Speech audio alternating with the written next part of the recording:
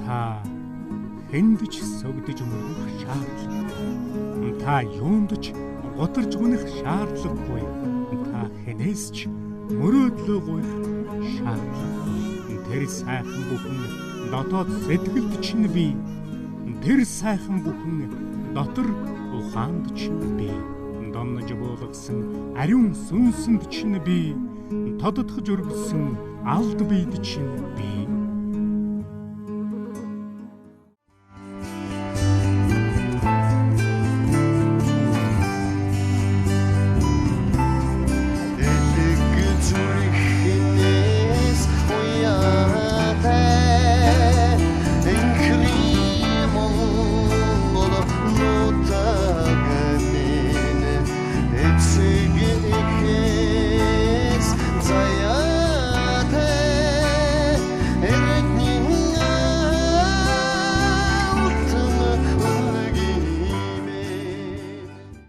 Элэг зүрхнээс уяатай инхрийн Монгол нутаг минь сэтгэл дотрыг ариулсан халуун элгэн нутаг минь элэг зүрхний хайртай элгэндээ тэрч энгэртэй наах гэд бид бүхний өвөг дээдэс ариун нандин харилцаа амин чанар бүхнээ элэгтэй холбон тайлбарладаг.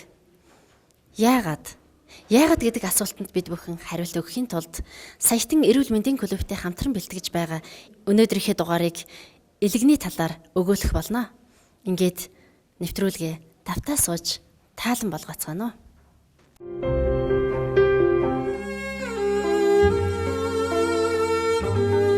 Элэг 1.5 кг орчим жинтэй. Хүний биеийн хамгийн том эрхтнүүдийн нэг. Хоногт 2000 хүртэл литр цус элгээр дамжин өнгөрч хоногт энд цусыг 300-аас 400 удаа шүүдэг байна. Хоол боловсруулах, цусны эргэлтийг хангах, бодисын солилцоог зохицуулах, бие махбодыг хоргойжуулах онцгой үүрэгтэй. Өөрөөр хэлбэл биеийн химиг зохицуулагч лаборатори гэсэн үг юм а. Мөн харшил үүсгэгч бодисууд, бодисын солилцооны явцад үүссэн илүүдэл хорт бодисуудыг биеэс гадагшлуулж, зарим амин дэмийг нөөцлөн хадгалдаг байна.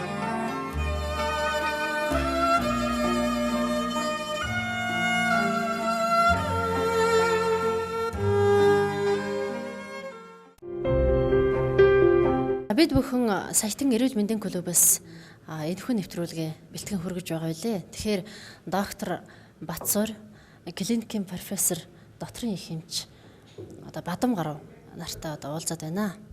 Элэгний өвчлөл маань яг юунаас болж үүсдэг, ямар нөхцөл шалтгааны улмаас бий болдог талаар Батсуур доктор та ярих уу? За би тэгэд эхний ээлжинд элэгнийхээ тухай довчхон энгийн үгээр хэдэг үг хэлье. Бидний биед байдаг хамгийн том эрхтэн маань элэг юм. 1.5-аас 3 кг жинтэй эрхтэн. Тэгэд элэгний нэг гол онцлог нь элэгний талыг нь авчихад өөрийгөө дахиад төлжүүлчих чадвартай байдаг маань элэгний нэг гол онцлог юм. Тэгэхээр элгийг хүмүүс бие махбодын сүнс гэж ойлгож бас болно. Хэрвээ элэг сайн байвал тэр хүн урт насаж удаан жаргана. Бидний биеийн чанар чансаа элэгтэй хамаатай байдаг. Бас нөгөө талаас эмэгтэйчүүдийн бүх дотоод шүүрлийн нөхөн үржихийн бүх процесс элэгтэй шууд хамааралтай байдаг болохоор би элгийг эмэгтэй хүнтэй их холбож бидний үйл ажиллагаанд тайлбарладаг. Тэгээ элэг маань бидний ойлгож мэддэг бие махбодын бүх хогийг бол шүүдэг. Эрхтэн гэдгийг бол бид бүгдөө мэднэ. Хоёр дахь нэг онцлог нь бидний хоол тэжээлийн зүйл ходоод руу орохын өмнө элгээр дамжиж элгэнд боловсрчиж цаашд биелүү ордгоор элгэний нэг гол онцлог байна. Биелүү бүх юмыг зөвхөн өөрөөр дамжуулж биедээ шингээдэг маань элгэний нэг онцлог. Бохирыг шүүдэг маань элгэний нэгдүгээр онцлог байгаа юм. Хоёр дахь онцлог нь гаднаас идсэн бидний хоол тэжээл элгэнд очиж задрал явуулдаг. За энэ бол өөх байна, энэ бол уураг байна, энэ нүрс ус байна. Тэр битгий эм хүртэл элгэн дотор задрал нь явагдаад тэгээд цаашаа бие махбод ходоод руу орохын өмнөх шүүлтүүр энд явагдчихдаг. Ийм гол онцлогтой. Тэгээ элэг маань бас болохоор бидний бие бодын энергийн хүүсвэр болдог. Хоёр дахь нэг онцлогийн талаар энд дурдах гэсэн. Тэгээ бид хэдийн одоо үйл ажиллагаа болохоор эмгүү үйл ажиллагаа. Тэгэхээр илгэндтэй холбоотой бид эхний ээлжинд онцлогын эмчилгээ талаас нь аваад үзсэн бол илгэн дээр бол тодорхой эм өгдөггүй, нэмэлт бүтээгт өгдөггүй. Юу өгдөг вэ гэхээр илгэний үйл ажиллагааны хоёр гол судсан дээр бид нар тэр судсыг бие махбодод байдаг.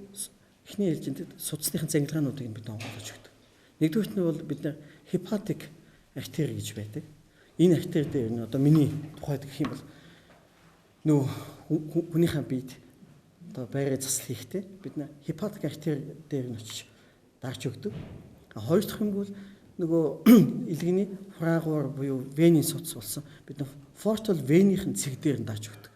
Тэгэхээр энэ маань хаана байдаг вэ би гэдэг маань одоо бид хэдийн эмчилгээний онцлог байх.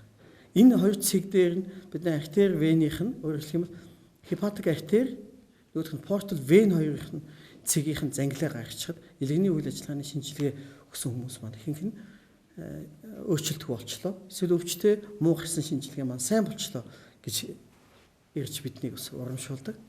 Тэгэхээр би эндээс дахиад нэг санаа хэлэхэд зөвхөн элэг зүс хоёрыг бид нар бие махбодод одоо өөхт оссоос ахвалаад бүл хоолтой жилийг шүүдэг гэж хэлэхээсээ илүү бидний ярьдаг усны эргэлтийн систем маань тэр чигтээ бидний өөхийг дахин боловсруулахад илгэндээ тус үзүүлдэг. Тэгэхээр бид нэ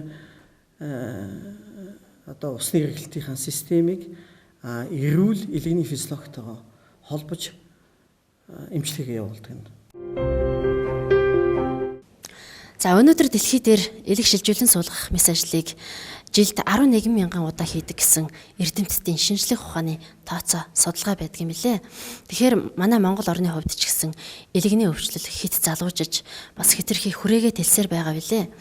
Тэгвэл өнөөдөр бидний элэгний үйл ажиллагааны талаар элгээ хэрхэн хайрлаж хамгаалах талаар хийж байгаа нэвтрүүлэг маань цаг үеэ олсон асуудал болно гэдэгт итгэлтэй байна. Тэгвэл өнөөдөр бид бүхэн одоо эмийн хэрэглээ, эмнэлэг шүтсэн сэтгэлгээнээс төр зур хөндөрч уламжлалт ангаах ухаан дээр тулгуурсан эмчилгээг илүүд үүсгэн зайлшгүй шаардлагатай болоод байгаа билээ. Тэгэхээр бид бүхэн уламжлалт ангаах ухааны энэ сайхан үйл ажиллагаа явуулж байгаа Саятан эрүүл мэндийн клубээс энэ удаагийнхаа сурвалжлагыг бэлтгэн хүргэж байна. Одоо иргэдийнхээ санал сэтгэгдэл одоо илэршиж сайхан болж байгаа бүхэн тэр бүх үйл явцаас нь та бүхэндээ хүргэе. Би Баян онгорын 3 булгаас ирсэн. Миний бие нэлээ муу ирсэн. Тэгээ би хоол унданд дургүй, ер нь их зовиртой. Тэгээд элэг цус өвддөг. Тэгээ би энэ аршаанд уугаад аршаанд ирээд миний элэг цус өвдөхөн байгаа тоолонд ороод миний бие сайжирсан. Тэгээ би наршааныг уугаад сэтгэл санаа их өдрөг, би их сайхан болоод тэгээ одоо нутаг сургаан буцаж байгаа. Би одоо тэгэхэд эмгүү эмчилгээг хийлгэсэндээ маш их баяртай байна энэ доктороор. За би энэ цагаад өгч гэж байдаг юм аа. Тэр хүнтэй хамтраад тэр хүний юугаар одоо 17-8 жилийн өмнөөс эхэлж харзны усанд орж ирсэн. Харзанд ордог. Бараг одоо 20 жилч орч байв. Тэгэд усыг би өөрөө жаахан шүтдэг. Харзны усанд орохоор одоо даралт багасдаг, сайхан болдог. Өвөл зүүнээ харз гэж байна. Тэрэнд ордог. Би сайхан эрүүлждэг. Би өөрөө одоо нэг жаргацсан юм л да. Тэгээд нөгөө талаас нь юу гэхээр зэрэг ус үнэхээр амьтай, ус үнэхээр ярьдаг. Ус өнөхөр уурлахаар муухай бужигнадаг. Инээхээр одоо зөв өстэй болдог гэдэг лекс хүртэл дэлхийн 1 номерт орж ирсэн л дээ. Тэр үднээсээ би усыг бол амьтай, ус бол сүнстэй, ус бол үнэхээр одоо хүчтэй агуу гэж ингэж ойлгодог хүн. Тийм учраас энэ усны төрлийн ном унших дуртай, усныг одоо магтсан хийсэн юм унших дуртай. Тэгээ ингэж явж байгаад энэ Саятан клуб гэдэг оллоо телевизээр 2 удаа гарсан тэрийг харсан.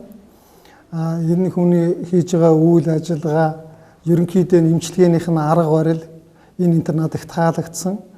За би усыг өөрөө яагаад шүтээд байна вэ гэхээр зэрэг ус нь би өөрөө яг өөрийнхөө бие дээр туршаад үзэж байгаа юм дандаа одоо эрг үрдэн байдаг. Генетикч, доктор, ДНК судалгч энэ хүнээс усны тухай, хүний эдисийн тухай, ДНК-гийн тухай бүр баттай мэдлэг ингэж олж аваад энд хитгэл үнэмшилтэй байгаа. Тэгээд энэ клубын гишүүн болсон. Хамгийн ойрын шиг юм бол би жаахан гиз уршаа төрсэн байсан. Тэгээд ерөөсөө эхний өдөр би энэ усан эмчилгээ хийлгээд 2 хил 500. Дараагийн өдөр ахаад күрчээрээ хийлгсэн чинь ахаад 2 хил. Ингээд 2 хил гарав. Бараг 5 хил ингээд алга болсон. Тэгэхдээ турж ицээд байгаа юм байхгүй. Ер нь жоохон одоо гиз нэг сүйд одоо орцсон байхгүй хил алга болчиход байгаа байхгүй. Тэгээ би өөрийгөө гэж бодож инхээр эсвэл миний энэ гиз уршаа төрөөд байсан нь энэ дотор хаван их байсан юм байна.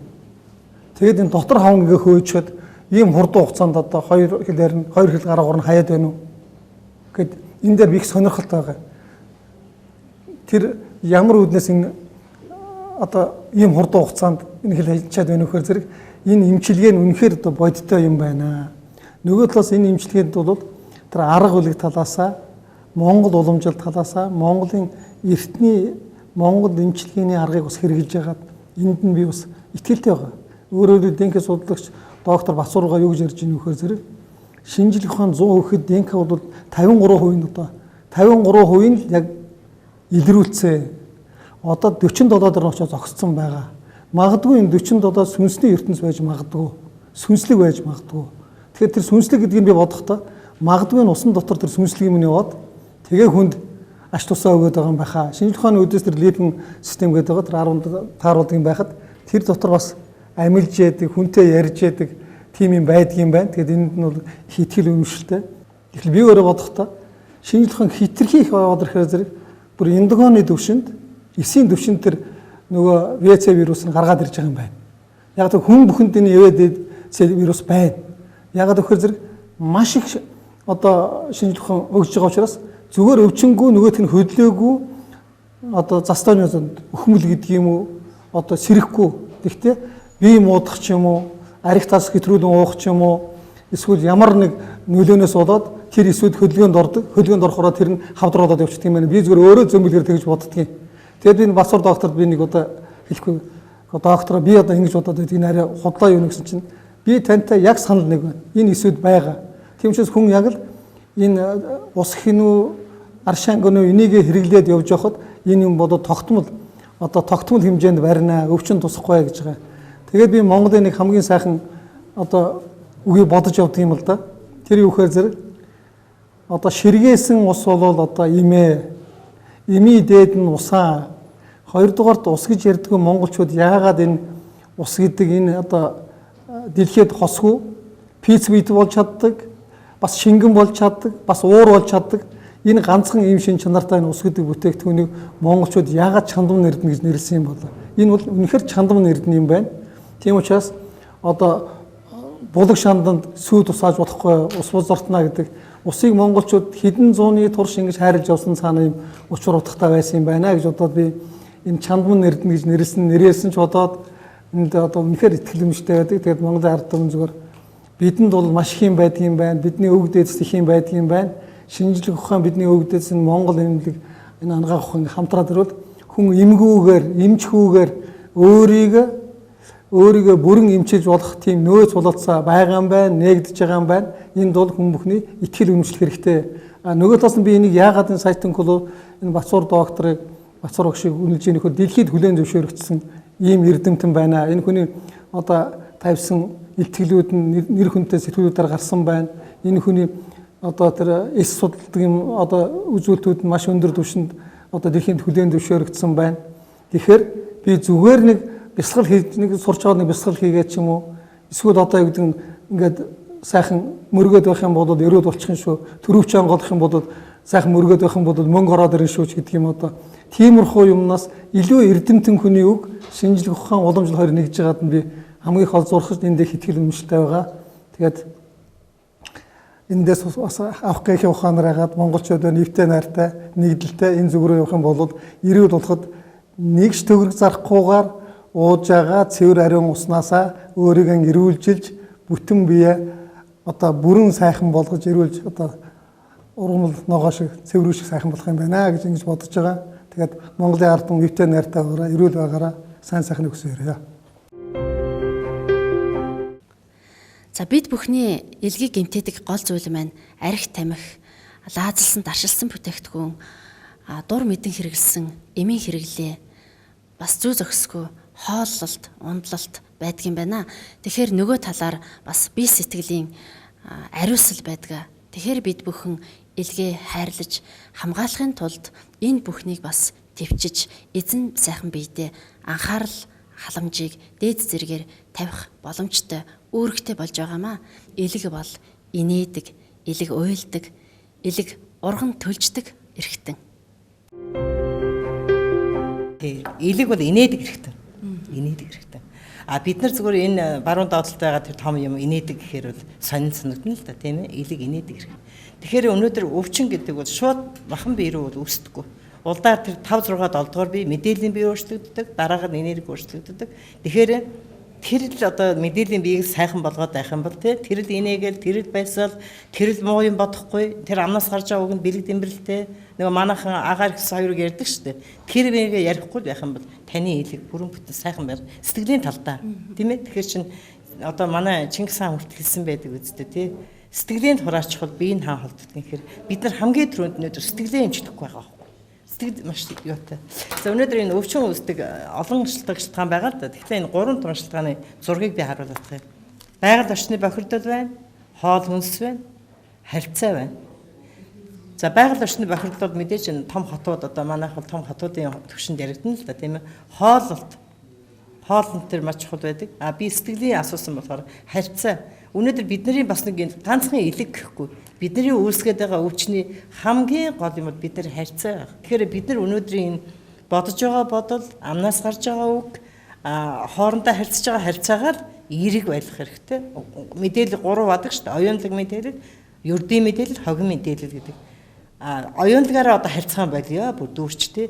Ядж байхдаа бид нар ердийн мэдээлэлээр харьцах хэрэгтэй байхгүй. Тун өгөөдөө мэдлэгтэй юу вэ юу ч байхгүй гэж сөрөг хоёр юмыг биеиндээ тулахгүй амар амгалан байна уу сайхан байна ч гэдэг юм уу тий. Тэгэхээр элэгний хамгийн гол юм бол одоо инээх хэрэгтэй байдаг байхгүй. Тэгэхээр өнөөдөр энэ нийгэм маань инээсэн хүн арах юм бол харин энийг юм одоо юундаа инээгээд байдаг байна тий гэж бодохоор хоёр хүн хэрэлдэж ч юм уу зодтолцтой байх юм бол байх ёстой юм байгаа юм шиг. Нийгэм ийм сонин одоо төвшөнд хүрчихсэнд бол би харамсч явдаг юм ч үний хувьд.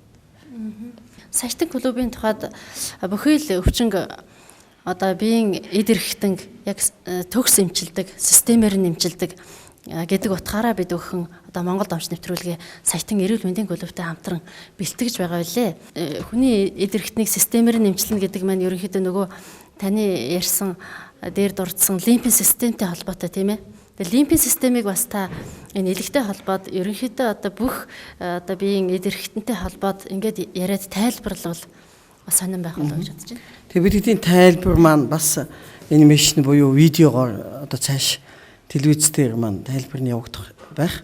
Тэгээ эндээс аваад үзэхэд анагаах ухааны тухайд нэг юм ойлголт байдаг л да. Лимф гэдэг маань бидний биеийн одоо булчирхайнуудыг хоорондоо холбосон нэгэн систем байдаг юм байна.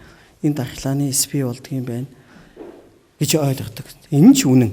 Тэгвэл үүн дээр нэг зүйлийг дутуу бидэхэд орхичод байгаа мó да гэдээ аваад үзсэнгүүт тэр лимфийн систем маань одоо 4-6 литр зүрх судасны системд цус байдагтай адилхан энд 17 литр нэгэн сонин бүтцтэй шингэн байж идэг. Тэгэхээр сая манайхан хэлж штэ хүний биеийн одоо 70-75-80% гэл янз янзаар мэдээллүүд бид хүлээж авч цааш нь дамжуулдаг ус байдаг бол тэгэхээр яг хаана байд юм бэ гэж бид өөрсдийнхөө бид бас бодож үзэх хэрэгтэй. Яг хаана байна? За элэг гэвэл элэг гэдэг бид ойлголоо тийм ээ. Гол төлөв чэжний баруун хэсэгт байждаг. Тэгэхээр тэр ус чи хаана байд юм бэ? Одоо нэг айл гэр малчин айл гэхтэл усны сав байдаг үстэй тийм ээ. Говь айл нь вэ, хангай айл нь вэ? Аль эсвэл одоо гэр хорооллын айлд хүртэл заавал усны сав байждаг. Орон сууцнд заавал усны өрөө гэж байдаг тийм ээ бид нар. WC гэдэг нь усны өрөө гэсэн үг байна шүү дээ. W маань water, closet гэдэг нь өрөө гэсэн үг байна. Усны өрөөгүй айл гэж нэгч байхгүй. Тэгтэл бид хэд эхний ээлжинд тэг 17 литр шингэн дээрээ бид хэд түшилсэн энэ эмчилгээ явдаг юм аа. Манай Vivacity-д бол 3 ширхэг усны тусал байгаа. Тэгэхээр энэ тусал ус болгон маань нэгдүгürt нь ус нь байх нь, хоёр дахь нь бид хэд аммониаг орлуулдаг байх нь, гурав дахь нэгэн ус. Энэ 3 ус буюу энэ чандмын эрдэнээр бид хэд эмчилгээгээ явуулж идэг. Тэгээд системийн тухайд аваад үзэхэд бид хэдийн эхний эмчилгээний 10-аас 21 хоног бие махбодын сантехникийн үйл ажиллагааг хамарсан эмчилгээ явуулж идэг. Гэтэл 17 литр лимфийн систем маань бүрэн дүүрэн ажиллаад эхэлсэн тохиолдолд бидний бусад системүүд маань хэвэн ажиллах юм. За үнэхээр угаадаг шүүдэг систем юм байна гэдээ бид хэд илгээ аваад үтсэнгүүд илэг усгүйгээр үйл ажиллагаагаа бүрэн дүүрэн явуулж чаддгүй байх юм. Зүс өтгөрөд байдаг шалтгаан нь бас л ихэл бие махбодод байх шингэний баланс алдагдж байгаа холбоотой. Тэгтэл лимфийн системийн би энд хоёрхан одоо нэмэлт бид төдийлөн анзаардгүй гэдэг юм уу, энийг оошиж үздэг нь хоёр чухал үйл ажиллагааныхын талаар ярих гэсэн. Нэгдүгürt нь энэ маань бол бидний бүх эрхтний үнэхээр илэг бидний биед байдаг хамгийн том эрхтэн юм бол 1.5-аас 3 кг тийм эттэй шиттэй эрхтэн юм бол тэрнийг шингэнийх нь хувьд дутааж болохгүй байх нь. Шингэнийх нь балансыг алдагдуулж болохгүй байх. Энийний тулд л бид хэд аршаа эмчилгээгээ нэгдүгürt нь гол болгодог. Эхний 21 хоногийн систем маань байгаа. Хоёр дахь зүйл гэвэл ганцхан илэг зүс хоёр бидний биеийн шүүдэг аль эсвэл зөвхөн өөхийг тосыг боловсруулдаг биш. Энэ усны хэрэглэлтийн систем 17 литр шингэн бүхий усны хэрэглэлтийн систем бидний биеийн өөх тосыг дахин боловсруулж идэг ийм систем байгаа юм шүү гэдгийг л энэ завшааныг ашиглаад одоо ард түмэндээ нийт олон түмэндээ энэ сайхан мэдээлэл хэлье. Тэгэхээр бид хэд зүрх судасныхаа үйл ажиллагааг яавал цусаа өтгөрүүлэхгүй байх уу? Бид хэд өөрсдөө бас давхар хэрвээ хүн хүсвэл одоо ханах, хатгах, самнах үйл ажиллагаа явуулдаг. Гэхдээ бид хэд заавал цус өтгөрчөөд нүж үүсчээд байгааг бол за нүжийг нь одоо хана яахтах гэхээсээ илүү цаад энэ нүжийг цэвэрлэх систем, цэвэрлэх байгууламжаа бүрэн дүүрэн болгож иж гэмээр систем маань өөрөө цусыг бол бохирдуулдаг байх нэ, биеийг өвчлүүлдэг байх нэ, дархлааг бууруулдаг байх нэ, өөх тосыг бид илүүдэл хэмжээний өөх тосыг хоригдлуулахгүй байдаг талтай байх нь.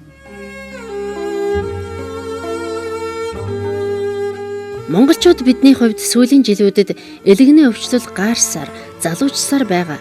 Элэгний өрөвслийн суурин дээр элэгний хатуурал үүсч улмаар хор тавдар болон хорвоогийн мөнх бусыг үзүүлэх нь элбэг.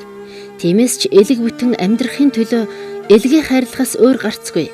Африкийн цөөн хэдэн ядуу улс Азиас Монгол орон вирусын тархалт өндөртэйгээр дэлхийн эрдэмтдийн анхаарлыг татж байна. Тэр тусмаа манай улс халдвар тээгчдийн оронд тооцогддог. Тэгэхээр элэгний өвчлөл гэдэг бол цэвэр хувь хүний амьдралын хэв маяг, бие авч яваа байдал зэргээс асар их шалтгаалдаг байна. Тиймээс бидний зарим нь эрүүл амьдрахсан гэж хүсдэг бол эрүүл нэгэн бусаддаа амьдрал бэлэглэж сайн сайхны үрийг тарьж явааг санацгаая. Ийм хүмүүсийн нэг бол элэгний жамсран, хурандаа жамсран, бурхан халдууны савдаг хэмээн нэрлэгдсэн жанцын жамсрангуй.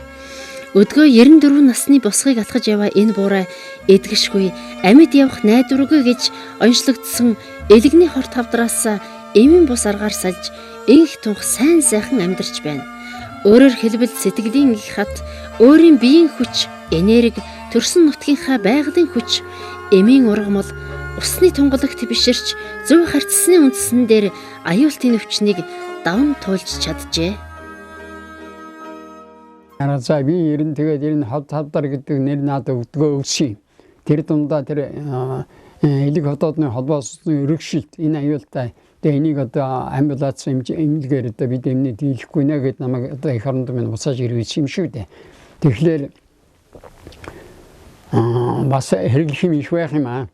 Ерөөсөө одоо яг цагаа тулаад ирэхээр энэ одоо хор тавдар гэдгийг сэтгэлээр хийнэж байна. Байгальтайгаа хялдаж би бол байгальтай их нөхөрлөдөг хүн, байгалыг их шүтэн. За тэгэл ярд сэтгэлээр өөрийгөө захирсан, өөрийгөө удирдсан, өөрийгөө тойлсон ийм аргаар л явлаа шүү дээ. Одоо би бол байгалаа шүтдэг хүн. Ерөөсөө байгалыг шүтэн, уулуусаа одоо яг жигтэй шүтэн. Тийм учраас байгальд байгаа энэ өв сургамал юу харагдан баг хэрэгдээл байхыг боддог л одоо энэ хүний нэг шүү. Тийм учраас байгалаа их шүтж бай. Усын нэг зөв болж өгж бай. Одоо ухаандаа би бол ингээ харамтны ус уухгүй шүү дээ. Дандаа одоо урсгал ус, дандаа цасны ус. За энэ чирчгээр муухан эмнээс илүү шүү. Тэгээд эднийг одоо хэрэгж явдаг хүнтэй цагаар минжи ууланд явж байгаад нэг ваавга ойрхон ирээд сууж байгаад бусаад явахаар мөрөөр нь яваад очисон чинь ани сидэд баасан байна да. Тэр чинь ургамал шүү дээ. Тэгээ баацсан байна. Тэгээ би тэрний шүүж аваад чигтээ хойлоод идчихсэн. Энэ юу идэж байна? Ургамал идэж байна. Тэгээ амтэн бүгд хаан амтэн ч бай, бусад өхөр малч бай. Одоо би жишээ нь ханарт сонингүй байж болно да. Жишээ нь өхрийн баасаа галдаад хүлээд сайхан хайж байна. Би өхрийн баасад над энд тамбуугараа байна. Тэгээ яадаг вэ гэхээр би дандаа одоо утга хийдэг. Тийм учраас бараг ханиад тусахгүй шүү. Өхрийн баас гэдэг чинь дан ургамал үстэй. Би энэ жил өөрийнхөө нутагт яваад хинтэмгийн цэнгэр манд сум өөлөгдөг газар явж байгаад нутгийнхаа өхрийн бааснаас царсан. Тэгээ одоо ер нь тэнийг билетгэн дээр цаагаа чинчгаал дараа нэг жоохон тавьж хатал нэг сайхан уугаад сан болд таарна шүү дээ. Бүр сан. Тэрүүгээр өөрийгөө автчихтал дээр энэ барагтай ханиад хөрөхгүй юм шиг болоод байгаа. Арга газар 3 жилээс доошгүй болсон хомоодыг түүж аваад шатаагаад үнсээр нь утаад усан тийж боцолгаад ингээд ууж байлаа. Элиг устгах барихад ч одоо бас тус болдог юм. Бид бүхний сэтгэлийн хөдөлгөөн амрах, амтлах, баярлах мэдрэмж, жаргал зовлон бүхэн элэгтэй холбоотой байдаг байна. Сэтгэл хямрахад элэг дагаад л хямардаг, сэтгэл баярлахад элэг дагаад л баярладаг. Шүд шиг ангинаж, толгой шиг өвдөж, зүрх шиг базалж, тийм мэдрэмжийг элэг бид бүхэнд өгдөггүй ч гэсэн нэг л өдөр өвдөхөө болж, нэг л өдөр ажиллахаа болсон дохойг бид бүхэнд өгдөг билээ. Тэгэхээр бид бүхэн элгээ хайрлая, эртхэн шиг эмчлүүлээ. Эмийн бус хэрэглийг одоо дээдлээ гэсэн санааг энэ нэвтрүүлгээрээ та бүхэндээ хүргэж байгаамаа. За арх уудаг хүний элэг яаж гэмтдэг вэ? Гэмтсэн тохиолдолд ямар шинж тэмдэг илэрдэг талаар та бид бүхэнд зөвлөгөө өгөх үү? За бидний эдсэн уусан юм те тодорхой хэмжээгээр гэмтээдэг. Түүн дотроо арх уун гэдэг бол ялангуяа одоо донтож уун гэдэг бол элгийг бол одоо стенер лантуугаар нүдж байгаа юм шиг болж байгаа байхгүй юу тий. Тэгэхээр гинцэн элгийн эсмэн яах вэ гэхээр өөхөн идэх болдог. Өөхөн ид болж хологч ид болоод. Тэгээ ингээд ирэхээр яадаг арх уудаг хүн арх даах чадвар нь муудчихдаг. Элгэний өөрийн эс нь болохоор бол элгийг хоргожуулах үйл ажиллагаа хийдэг болохоос өөхөн эсвэл элгнийхээ эсийг түрээд тэр өөрийнх нь тэр нэг хоргожуулах үйл ажиллагаа хийхгүй байх нь шүү дээ. Тийм ээ байрын эзэлсэн мөрөөсөө хоргожуулах ажиллагаа. Тэгэхээр арх их уудаг одоо элэг гинцэн хүн бол нэгдүгürt маш амархан согтдог болдог, даадаг байсан. А хоёрдугаар болохоор маргааш нь үнэртдэг. Арх уугааг багш тэр хүн. Тэгсэн мөрөөсөө хав барихынд нь маш тэмээгүй үнэр. За нийтийн унаад ч гэсэн арх уусан ядагч та энэ хүний идэгч нэг болохон байсан байх гэнэр тийм ээ. Ийм үйл ажиллагаа явагддаг. Зүгээр тэр үнэр гэдэг бол тэр элэг уулна хэлээд байгаа байхгүй юу? За дорж мэн те би хэцүү байна. Чиний навуусан эдсэн юм чинь одоо намайг ингээ гэмтээгээд байна. Тэр чинь өөрөө ярьж чадахгүй шүү дээ. Уул нь ухаан бас байгаа. Яг тэр энергтэй шүү дээ. Эрчим хүчтэй тийм ээ. Тэгэхээр үнэрээр явуулан тэр хүндээ хэлээд байгаа байхгүй юу? Бид нэр бүх хэрэгтэн хэлдэг.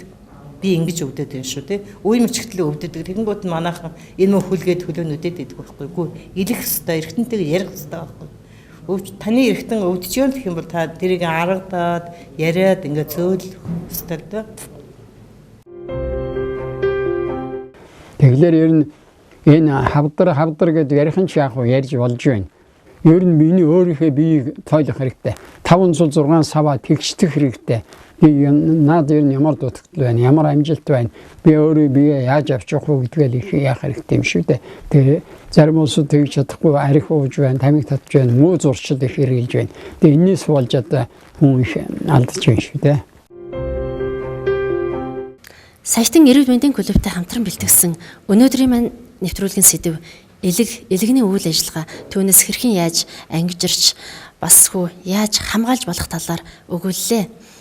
Саятан эрүүл мэндийн клубыг үүсгэн байгуулагч Лагвагийн Батсуур генетик нөхөн үржихүй мэрэгчлээ дэлхийн 72 оронд судалгаа шинжилгээний ажил хийсэн эрдэмтэн хүн юм а. Элэг зүрхийг хайрлагцд нь дэлгэр сайхан амьдралыг бүтээхэд нь Саятан эрүүл мэндийн клубийн та бүхэнд тус дэмэ үзүүлэх болно. Анагаах ухаан өнөөдөр хит өндөр хөгжсөн ч амиа хайрлан тордох ардын бор ухаан бас нэгэнтээ орхигдож, гээгдэж байгаа гэдгийг хэн хөнгөө мэдэж байгаа билээ. Тэгэхээр бид бүхэн уламжлалт сайхан арга ухаан дээр тулгуурласан үйл ажиллагааг дэмжиж, тэтгэж бид бүхэн домын арга ухааныг дотор цээжиндээ ая зөнтөд зүй зохиролтойгоор бийжүүлж авах нь зөв юм а гэсэн санааг энэхүү нэвтрүүлгээрээ уламжилж байгаа юм а. Үзэгч та бүхэн минь өнөөдрийн сэдвээс бас тодорхой хэмжээний мэдээлэл авсан гэдэгт итгэлтэй байна. Элэг зүрхийг хайрлаж, эрдэнэ болсон амин заяагаа тэтгэж, хүн хүнээ хайрлах тэр сайхан агуу хайрыг